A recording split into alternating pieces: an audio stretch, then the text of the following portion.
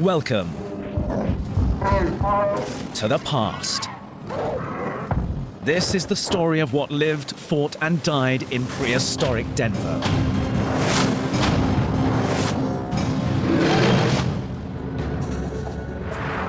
Denver, Colorado is the US's mile-high city. It stands at the foot of the Rocky Mountains in the shadow of the 4,000-meter Pikes Peak. Gold once brought prospectors to Denver who came to spend their wealth. But there's more than gold buried in Denver. Its twisted landscapes conceal masses of strange prehistoric creatures. Like many places on Earth, it has such an amazing story to tell. 1 billion years of history in thick layers of sediment below the surface.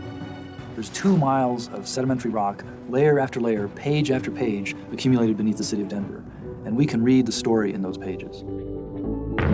A story told as we travel back through time to see one place across many different ages. 25,000 years ago, in the Ice Age Pleistocene, when the climate was cool and mammoths were hunted by early man. 37 million years ago, in the Eocene, when pig-like mammals attacked prey on a warm, open plain, and where volcanoes could erupt without warning. 66 million years ago, in the late Cretaceous, as the Rocky Mountains built their peaks and the last of the dinosaurs battled in a tropical forest before extinction claimed them all. 85 million years ago, with Denver underwater in the mid-Cretaceous, giant serpents fought in a vast inland sea. And 150 million years ago, in the steamy Jurassic, when Brontosaurus and Stegosaurus grazed plains and forests.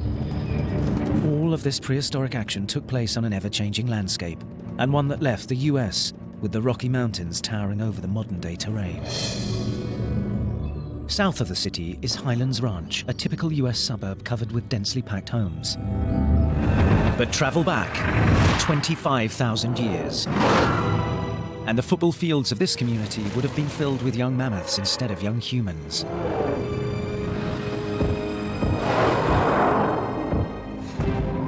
It is the late Pleistocene, a time of massive ice sheets scraping across much of North America. But the glaciers never came this far south. Ice Age Denver is cool, but not frozen solid like the northern half of the continent. The broad Denver grasslands are ideal for colossal Columbian mammoths, among the biggest elephants that ever lived.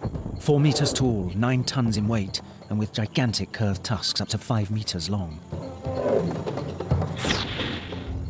There are still traces of those mammoths not far from the suburb of Highlands Ranch, at an archaeological preserve called Lamb Spring. Between 1960 and 2002, scientists here have uncovered the remains of 24 Columbian mammoths. At 25,000 years ago, this area would have been a vast prairie, and there would have been trees along the stream courses. So in many ways, it would be similar to what it looks like today, but the climate would have been different. The summers would have been cooler, and the winters would have been warmer. If conditions here attracted Columbian mammoths, they would also have drawn predator species, such as early humans. If you're a human hunter armed only with a spear, the one animal you do not want to attack is an elephant, or a hairy elephant, which is a mammoth, because they're very big, they're very smart, they travel in groups, and they carry grudges. So it is amazing that in the Denver area and all over Colorado, you find mammoths, giant hairy elephants, that have been speared and killed and chopped up with stone tools. The payoff is 10 to 15,000 pounds of meat. However, there's a problem. Most scientists believe that 25,000 years ago there may have been mammoths in the US, but there were no humans. Archaeologist Steve Holen thinks that theory is just wrong. He thinks that humans came to the US long before anyone used to believe. The prevailing wisdom is that humans first entered North America 13,000 years ago, but I believe that humans were here much earlier, probably at least 25,000 years ago, based on the evidence from the archaeological sites that I have excavated in areas near here. It's widely believed that humans first came to the US across a land bridge from Siberia. They migrated south 13,000 years ago through a corridor in the ice covering Canada, probably in pursuit of mammoths and other large prey. But Holen believes there are mammoth bones much older that appear to have been smashed by human hunters. Let's try to hit the bone right here. To demonstrate his point, Holen and his wife, Kathy, take some cattle bones and do some smashing of their own. When any fresh bone takes a sharp impact, two things happen. First, it'll break into what's called a spiral fracture that wraps around the bone diagonally. Second, there will also be a cone-shaped fracture inside the bone, right at the point of impact. It's the same principle that you see when an air rifle pellet is shot into a pane of glass. The impact's force spreads out in a cone.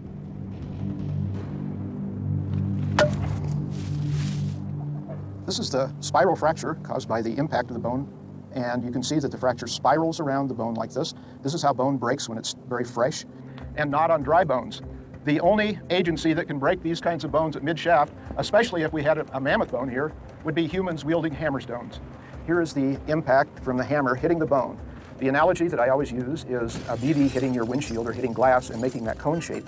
And here we have the negative of the cone right here, this very sharp angle extending back into the marrow cavity. If prehistoric humans were pounding on bones earlier than 13,000 years ago, then the fossils that survive today should show the same kind of fractures Holm produced on modern bones. This is a mammoth femur from a site that's 20,000 years old, and it is broken by a large impact point. Here you can see the semicircular notch showing the side of the impactor as it hit, and on this piece, we turn it and you can see the negative cone of percussion. These kind of fracture patterns can only have been caused by humans wielding hammerstones.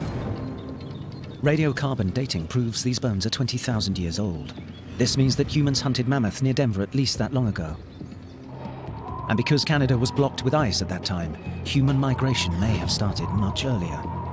They had to come in maybe 20 to 25,000 years ago, and people were probably living right in this place 25,000 years ago. But millions of years before mammoths and man roamed Denver's countryside, this land was ruled by a menagerie of strange creatures. From a hideous pig-like predator in the age of mammals to Tyrannosaurus rex.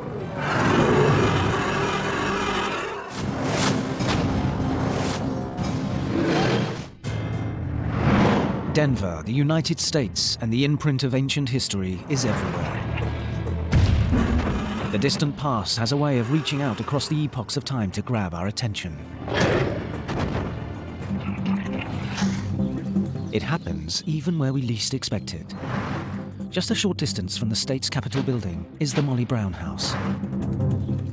It's a tourist attraction because it was the home of Molly Brown, a Denver socialite and survivor of the Titanic disaster. But paleontologist Richard Stuckey is interested for another reason. I find it interesting because it's made of all of these blocks, which are called Castle Rock rhyolite, which is a rock that formed in the Denver region about 37 million years ago. Travel back 37 million years ago. It is the late Eocene epoch, and although Denver's position on Earth is much as it is today, the climate is warmer and the forests much more extensive. Among the most remarkable creatures of the time is a strange mammal whose name means ancient beast. The Archaeotherium, a kind of creature that only a mother could love. Archaeotherium. We call it kind of a pig-like animal, but it was really ugly. Really, really ugly. It had wart-like little protuberances that came off of its jaw, and then it had flanges that stuck out on the side. It was really an odd-looking beast, not like anything today, except maybe a warthog. Denver's Archaeotherium would stop traffic in today's city streets. In its own time, it was a terrifying predator, a creature that could be called the Terminator pig. It's over 2 meters long and weighs over 90 kilograms. It's equipped with slender legs for fast running and has an oversized head with powerful jaws and sharp teeth. 37 million years ago, the Terminator pig's favorite prey was the Oreodont. It's a plant eater the size of a lamb and more distinct for its numbers than anything else. It is as common as cattle is on the modern-day Colorado range. This is an Oreodont. If you can think of an animal that was generic, just your average animal, that was an Oreodont. These things were all over the place. An Oreodont has few defenses against a hungry Archaeotherium. We'd think that they would have grabbed the animal by the neck and pulled it down, and immediately, the animal would have been killed by the breaking of its neck or, the chomping down of the animal. But the scene is suddenly interrupted, and everything comes to a halt. Because on this day, and without warning, A massive volcano 160 kilometers away blows its top, sending a gigantic column of ash sky high. 36.7 million years ago, there was a massive eruption in south-central Colorado, and it blew a huge amount of molten volcanic ash into the sky, creating what we call the Castle Rock rhyolite. I call it airborne death rock because it's molten rock falling out of the sky, landing on the surface, and burying it up to 20 feet deep. So if you were there in Colorado on that day, you would have been entombed in a rock that, as it hit, was so hot that it fused together and made a rhyolite, or a fused volcanic rock. The rhyolite is named for Castle Rock, which is the butte that's located just above the town of Castle Rock, Colorado. Castle Rock is 45 kilometers south of central Denver. The butte itself is 150 meters high, a dense, hard conglomerate of rhyolite and other materials left over when softer rocks weathered away. Rhyolite is strong, lightweight, and was valued as a building material for generations in Denver. When construction crews build anything in Denver, they have a good chance of finding the city's most thrilling residents, its dinosaurs.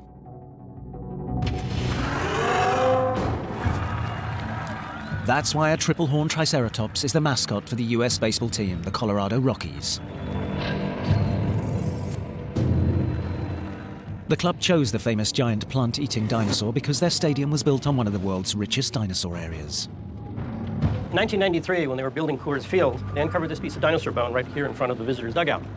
This bone is a piece of dinosaur rib. We don't know what dinosaur it's from, but we do know that Triceratops is the most common dinosaur that's found in the Denver area. So it seems reasonable that this is, in fact, the rib of a Triceratops. Travel back 66 million years ago, when a Triceratops treading the turf of the Colorado Rockies would be surrounded by a Cretaceous forest. Triceratops is a dinosaur that belongs to Denver because the first set of horns was found near Denver. But a few years later, this was 1888, in Wyoming, they found a complete skull, and the skull was fantastic.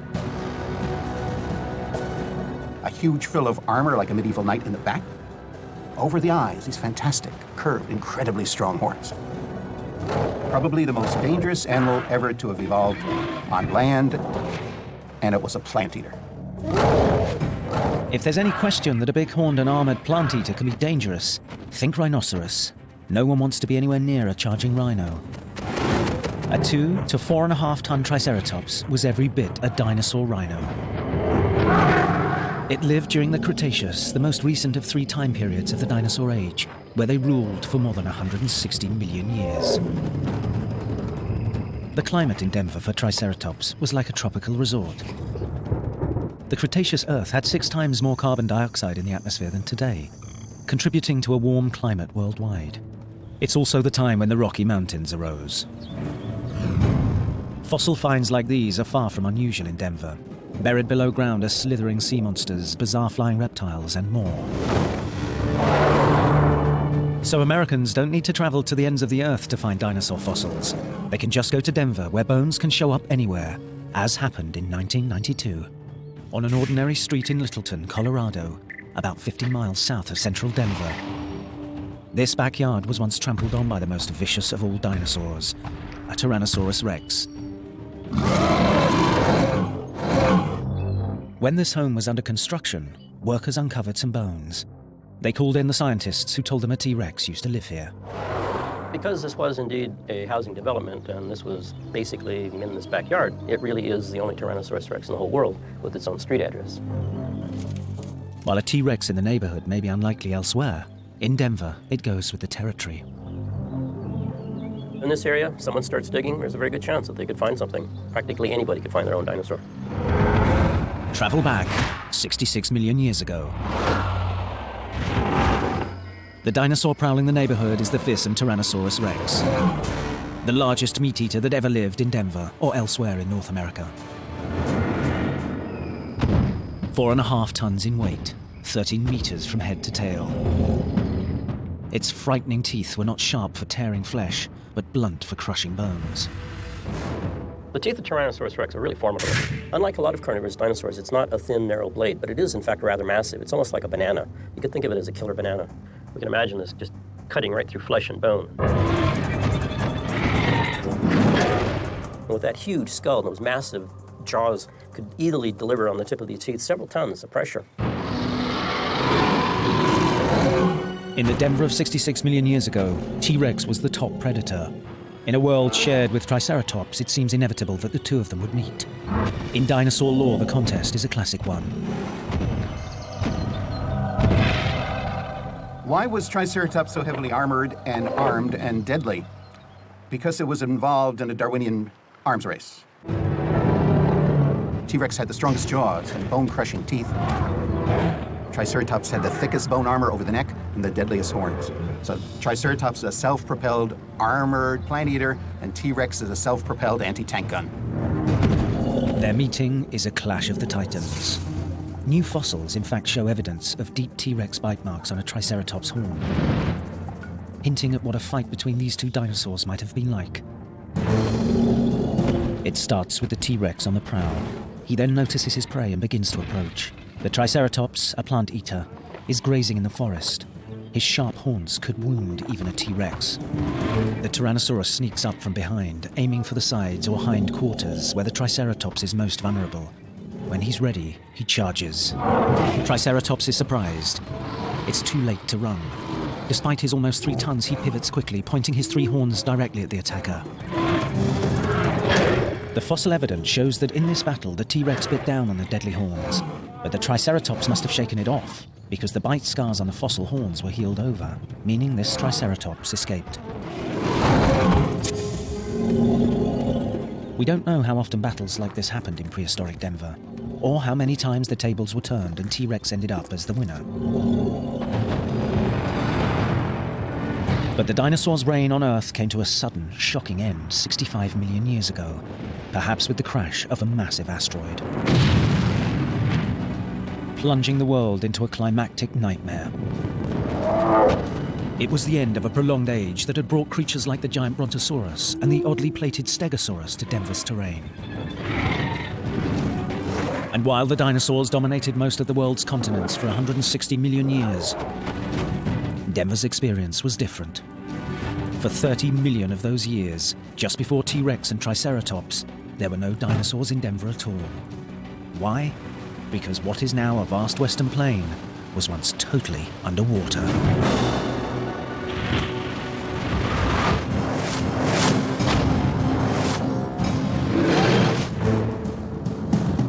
Denver in the US is known as the Mile High City, but this place was once an ocean instead of a plain. Travel back 85 million years ago. If the state capitol building were standing, it would be under 180 meters of water. It is the Middle Cretaceous period, and the atmosphere's high CO2 content keeps the planet very warm. With no ice caps to tie up water, ocean levels are at an all-time high, and a 1,000-kilometer wide sea splits North America in half. The body of water that covered the Midwest of North America during the late Cretaceous was called the Western Interior Seaway. It stretched all the way from the Gulf up into Canada, and probably from roughly Missouri clear out to Utah.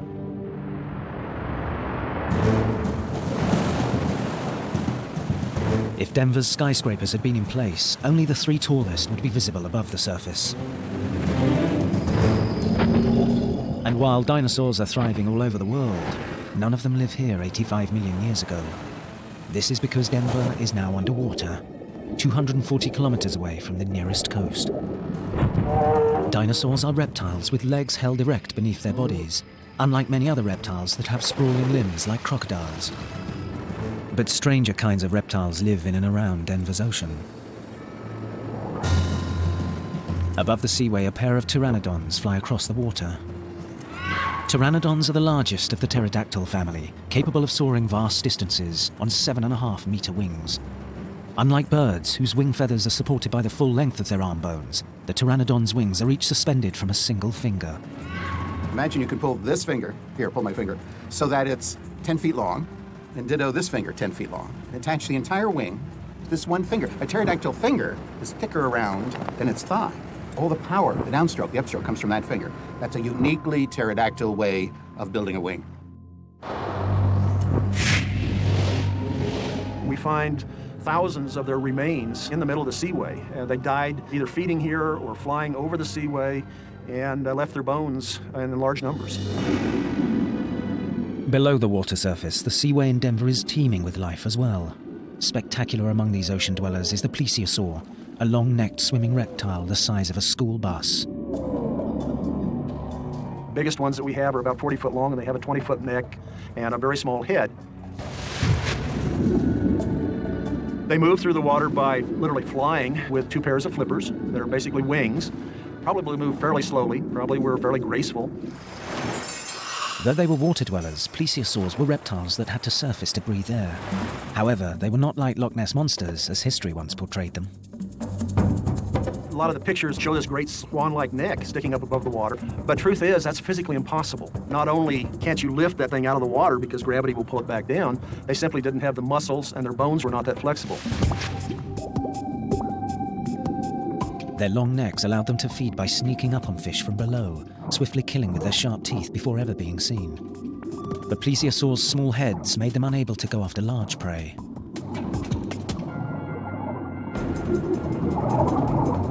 Instead, that role went to the forbidding mosasaur, the closest thing to the legendary sea serpent the Earth has ever seen. It was the Tyrannosaurus rex of the oceans, a grisly carnivore in a class of its own.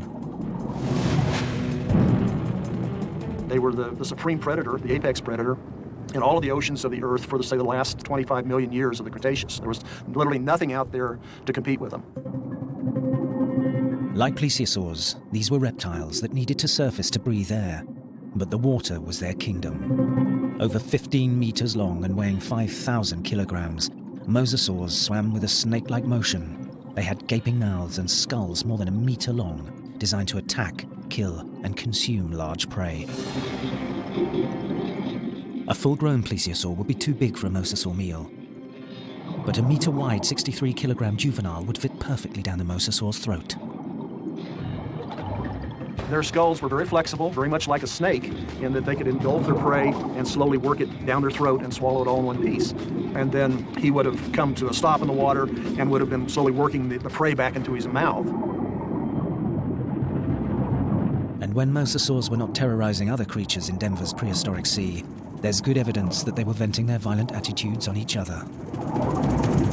Once you get to this 30 or 40 foot size, the only danger to you out there is other mosasaurs. We find lots of mosasaur skeletons that have bite marks or broken ribs or other healed injuries that could have only come from another mosasaur. So it's likely that they were pretty combative among themselves. The rising and falling of landscapes that brought the oceans to Denver would later create the Rocky Mountains. This period of time when the sea split the US in half led to a break in dinosaurs roaming Denver. But dinosaurs did reign here before the seas rolled in. History's procession of massive dinosaurs thundering across the landscape of prehistoric Denver is dazzlingly clear at a place called Dinosaur Ridge. It's about 24 kilometers to the west of the city center. Here in the 1930s, men carving a road out of a rocky hillside uncovered sets of dinosaur tracks on a patch of earth, now known as the Dinosaur Freeway. And down the road in 1877, scientists discovered the world's first Stegosaurus and Brontosaurus, two celebrities of the dinosaur age. Everything here has gone through a slow, grueling process that turns living things and landforms into solid stone. To take a modern landscape and to fossilize it, you need to literally bury that landscape and have rock accumulate on top of it so that the landscape today becomes fossilized, it becomes indurated, hardened, lithified, solidified, and then we can see it as rocks. Here in some places, evidence of dinosaurs is obvious, while in others, it's more subtle. For instance, when you see a series of rock bulges, all in a row, all in the same layer, it means one of the big creatures probably made them. This feature might just look like a bulge in the rocks to you, but it's not. It's something much more exciting. This is actually the footprint of a giant dinosaur, a dinosaur called Apatosaurus that lived here 150 million years ago. Travel back 150 million years ago. It is the Jurassic period in the middle of the age of dinosaurs. The inland sea that will keep dinosaurs away from Denver has not yet arrived. The terrain is probably a landscape rich with ferns in a world where grasses have not yet evolved. Apatosaurus, also known as Brontosaurus, is a sauropod, a class of long-necked plant-eating dinosaur colossal in size. Sauropod dinosaurs are not only the biggest dinosaurs, but the biggest animals of any sort ever to walk on land. Up to 80 tons, which is 10 or 15 times bigger than a big elephant. This is immense. Sauropods have very large guts, and to break down the food, they probably engage in fermentation, breaking it down by bacteria. That would release an incredible amount of gas, and the last thing you'd want to do is be downwind of a herd of sauropods. The bulging footprints at Dinosaur Ridge happen to be located near the spot where the very first Apatosaurus was discovered back in 1877. 2 years later, larger fossils were found and named Brontosaurus, although it was eventually discovered that the two sets of bones actually belonged to the same species. Apatosaurus, named first, is considered the correct name, even if Brontosaurus remains more popular. But when a spectacular skeleton was put on display in 1905, it was labelled Brontosaurus. The exhibit was very popular with the public, and the name stuck for generations of dinosaur lovers. The US Postal Service even continued the tradition by using the Brontosaurus name on a postage stamp, because it claimed people knew Brontosaurus but not Apatosaurus. Today, those scientists are gaining ground in making the correct name better known. Brontosaurus is probably the more common name, at least for adults, simply because that was the name we grew up with. Children today, they're getting used to Apatosaurus, and so that's the name that they will grow up with. The Colorado contemporary of Apatosaurus is the state fossil with a menacing profile unlike any other, the Stegosaurus. 4 meters high, 9 meters long, and weighing 4.5 tons, this big beast was actually a peaceful plant eater. Stegosaurus is easily recognized by the distinctive plates on its spine. Trouble is, no one really knows what they're there for. Some have suggested that maybe it was for controlling body temperature, but a more, I think, believable scenario based on studies of modern animals is that the plates were actually used for display, for show. Because so many other animals have such displays, it's thought that the Stegosaurus plates might have been used to ward off predators, or even to attract the opposite sex with a multicolored twist. I think that when the blood flow was increased into the plates, it was sort of blush. It might stand out as pink, or it might even been rather more on the red side. It certainly would definitely make that animal stand out. It would certainly shout, "Stay away." On the other hand, it could also say, "Hey baby, look at me, I'm pretty cool. I'm the one you want to mate with." The Stegosaurus has often been given a tough time because of its small brain. But then it was also once thought to have a second brain in a chamber between its hips. Was this a creature with a split personality? In reality, that second brain is not for thinking. It's just a swelling of the spinal cord. And that swelling is in order to control the muscles to the hind leg as well as the muscles in the tail. The Stegosaurus's actual brain was about the same size as a dog's, small in relation to its massive body weight, but it must have been enough because Stegosaurus thrived for 5 million years. The dark brown fossils of Stegosaurus bones remain embedded in rock at Dinosaur Ridge, where that first specimen was found in 1877. Elsewhere, Denver's astonishing landforms provide other tantalizing clues to the ancient past. These slabs and pillars of rock tell the tale of Denver's defining feature, how the very ceiling of this landscape exploded into jagged peaks bursting skyward to become the Rocky Mountains.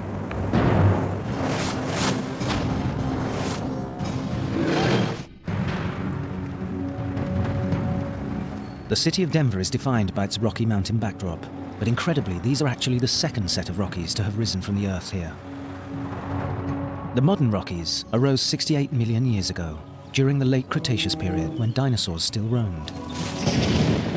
It was a process that would continue for another 20 million years. The birth of these Rockies was Denver's greatest geological transformation, the creation of a mountain range so massive that it dominates the terrain and forms the Continental Divide. The peaks are the high point from which all waters in the US drain either east or west. The Rockies formed as the plates of the Earth's crust were on the move. The Pacific Plate collided with North America, pushing up the Sierra Nevadas in the west, as well as the Rockies further inland. But just how it happened remains a puzzle. Here's the problem.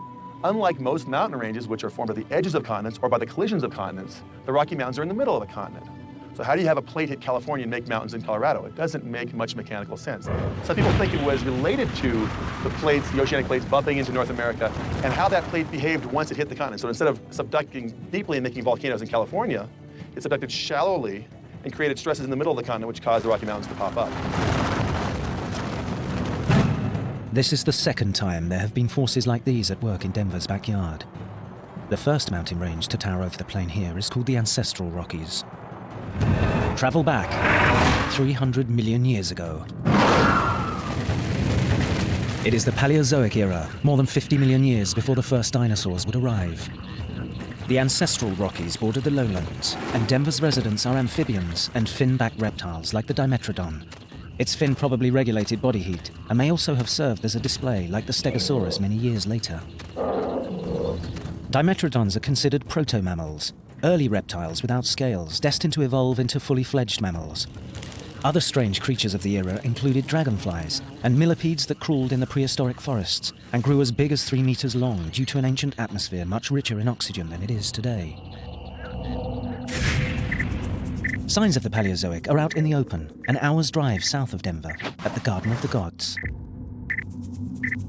Here, what's left of the Ancestral Rockies has been crushed down to sand, compressed into rock, and exposed in a striking display of prehistoric past.